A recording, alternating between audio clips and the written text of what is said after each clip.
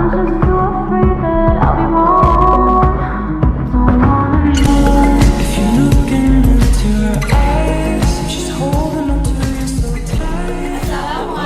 warahmatullahi wabarakatuh.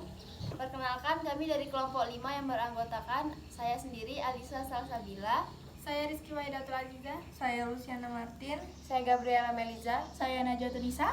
Di sini kami akan menjelaskan tentang perlawanan terhadap Belanda di daerah Bali dan Banjar serta dampak penjajahan Eropa di Indonesia. Perlawanan di daerah Bali yaitu Perang Puputan. Pada abad ke-19 di Bali sudah berkembang kerajaan-kerajaan yang berdaulat. Misalnya Kerajaan Buleleng, Karangasem, Klungkung, Gianyar, Badung, Jembrana, Tabanan, Menguri, dan Bangili. Pada masa pemerintahan Gubernur Jenderal Dendles, pemerintah kolonial mulai menjalin kontak dengan kerajaan-kerajaan di Bali. Kontrak tersebut tidak sekedar urusan dagang, tetapi juga menyangkut sewa-menyewa orang-orang Bali untuk dijadikan tentara pemerintah Hindia Belanda.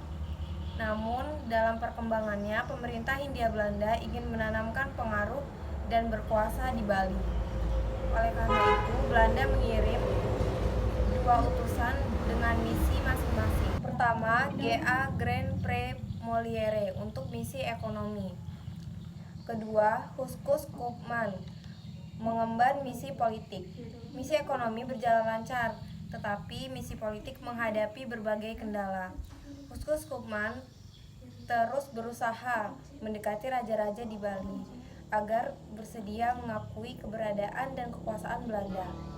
Akhirnya dicapai perjanjian atau kontrak politik antara raja-raja di Bali dengan Belanda.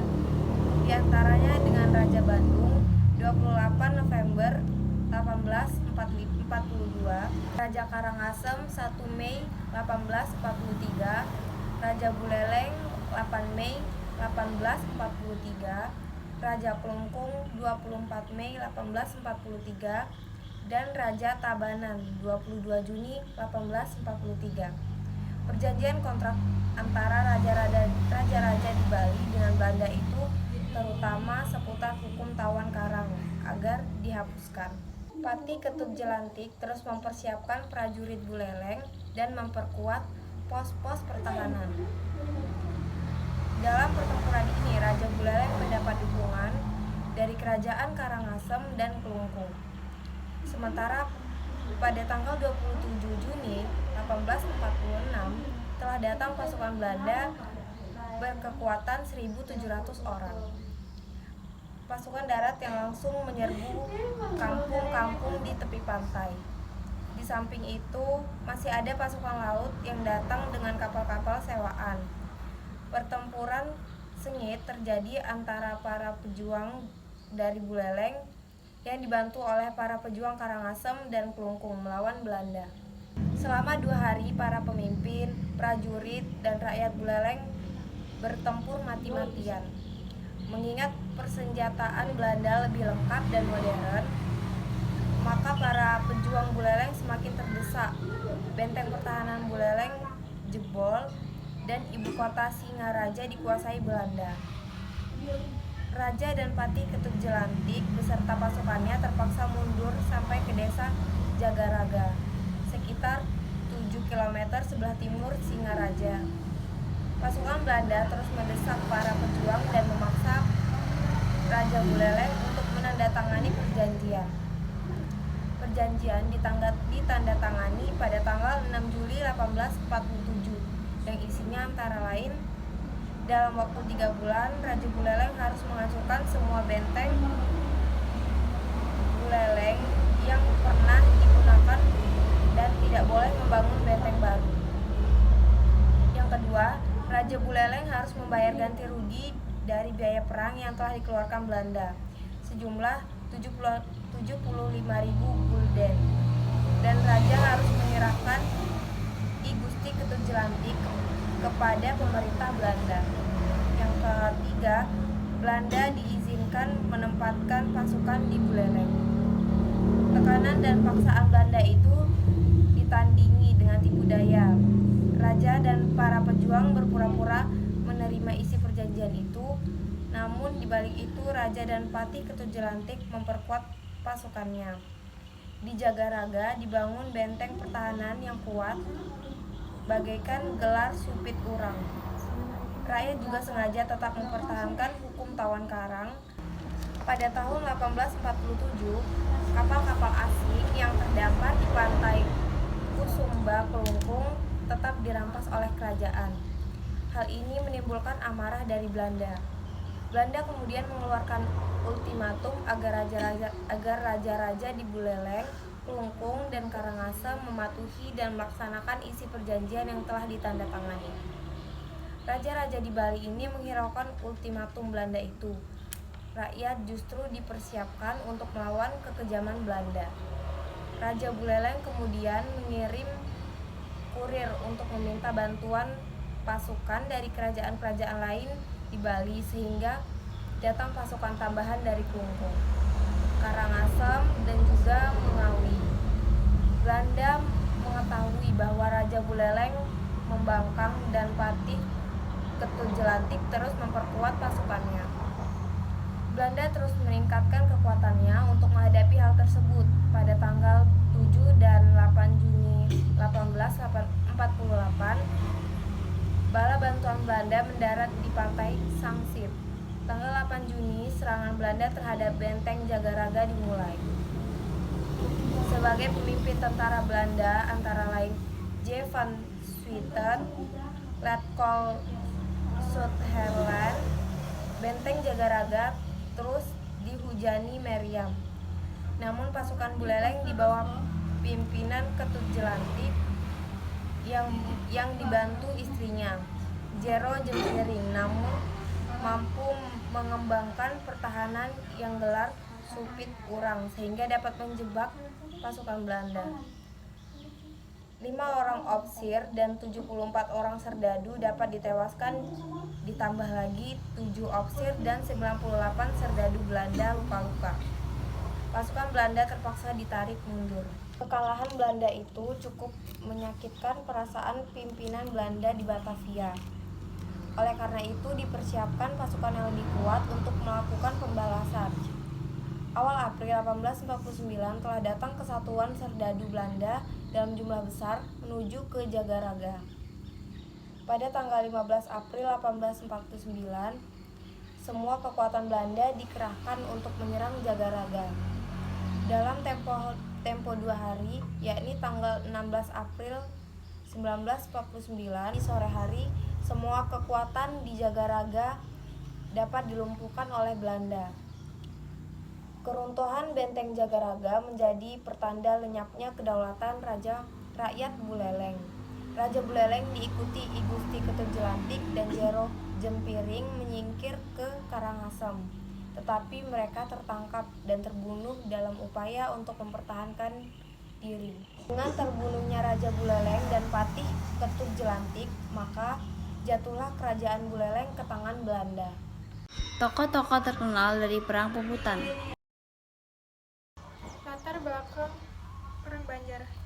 Setelah melalui bujuk rayu disertai tekanan-tekanan, maka pada tahun 1817 terjadi perjanjian antara Sultan Banjar, Sultan Sulaiman dengan pemerintah Hindia Belanda. Dalam perjanjian ini, Sultan Sulaiman harus menyerahkan sebagian wilayah Banjar kepada Belanda, seperti daerah Dayak, Sintang, Bakupai, Tanah Laut, Mendawai, Kota Waringin, Lawai, Jalai, Pigatan, Pasir Kutai, dan Beran. Dengan demikian, wilayah kekuasaan Kesultanan Banjarmasin semakin sempit, sementara daerah kekuasaan Belanda semakin bertambah.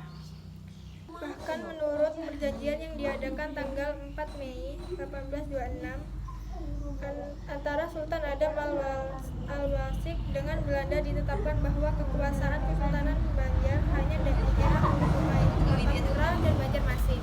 Wilayah yang semakin sempit itu telah membawa problem dalam kehidupan sosial ekonomi. Penghasilan para penguasa kerajaan menjadi semakin kecil, sementara dengan masuknya pola hidup barat, kebutuhan hidup para penguasa meningkat. Dengan demikian, beban hidup mereka semakin sulit. Untuk mengatasi kesulitan ini, maka mereka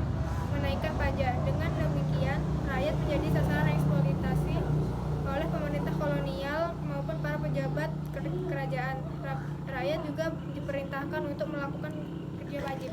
Pasukan Antasari sudah bergerak menyerbu pos-pos Belanda di Martapura. Perlawanan Antasari dengan cepat mendapat dukungan dari para ulama dan penggawa kerajaan yang sudah muak dengan kelicikan dan kekejaman Belanda. Memasuki bulan Agustus September tahun 1859, pertempuran rakyat Banjar terjadi di 3 lokasi, yakni di sekitar Benua Lima, sekitar Martapura, dan Tanah Laut, serta sepanjang Sungai Barito. Pertempuran di sekitar Benua Lima dipimpin oleh Tumenggung Jailil. Pertempuran di sekitar Martapura dan Tanah Laut dipimpin oleh Demang Lehman. Sementara itu, pertempuran di sepanjang Sungai Barito dikomandani oleh Pangeran Antasari. Kiai Demang Lehman yang berusaha mempertahankan benteng Tabonio diserbu tentara Belanda. Pertempuran sengit terjadi dan banyak membawa korban. Gerakan perlawanan Pangeran Hidayatullah kemudian dipusatkan di Berbai. Datanglah kemudian pasukan Demang Lehman untuk memperkuat pasukan Hidayatullah. Menghadapi pasukan gabungan itu, Belanda di bawah GM Vepesik mengerahkan sebuah kekuatan pasukan yang ada. Pasukan infanteri dari batalion 7, 9, dan 12 semua dikerahkan, ditambah 100 orang petugas pembawa perlengkapan perang dan makanan. Juga mengarahkan kapal-kapal perang dari Suriname, Bone, dan kapal-kapal kecil. Terjadilah kapal-kapal perang dari Suriname. Juga mengarahkan kapal-kapal perang dari Suriname, Bone, dan kapal-kapal kecil. Terjadilah pertempuran sengit. Pada tanggal 28 Februari 1862, Hidayatullah berhasil ditangkap bersama anggota keluarga yang ikut bergerilya.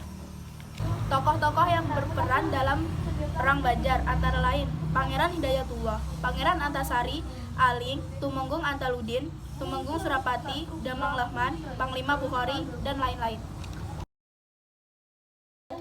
Dampak penjajahan bangsa Eropa di bidang politik, yaitu sistem pemerintahan di Indonesia sekarang merupakan warisan dari penerapan ajaran trias politika yang dijalankan oleh pemerintah kolonial Belanda. Dalam badan yudikatif di struktur tersebut, pemerintah kolonial Belanda membagi badan peradilan menjadi 3 macam berdasarkan golongan masyarakat di Hindia Belanda. Dalam bagian legislatif, pemerintah kolonial Belanda membentuk Volksraad atau Dewan Rakyat pada tahun 1918. Di bidang budaya, kedatangan bangsa Eropa ke Nusantara mempengaruhi kebudayaan bangsa Indonesia. Pengaruh tersebut mulai dari kosakata bahasa, musik, seni tari, pakaian, arsitektur. Dalam bidang sosial, kedatangan bangsa Eropa ke Indonesia yaitu membawa dampak masyarakat yang menganut agama Katolik dan Kristen Protestan. Bidang ekonomi. Dalam kedatangan bangsa Eropa, masyarakat Indonesia diperkenalkan pada mata uang di masa Raffles menjajah kebijakan sistem sewa tanah. Sekian presentasi dari kelompok kami akhiri. Wassalamualaikum warahmatullahi wabarakatuh.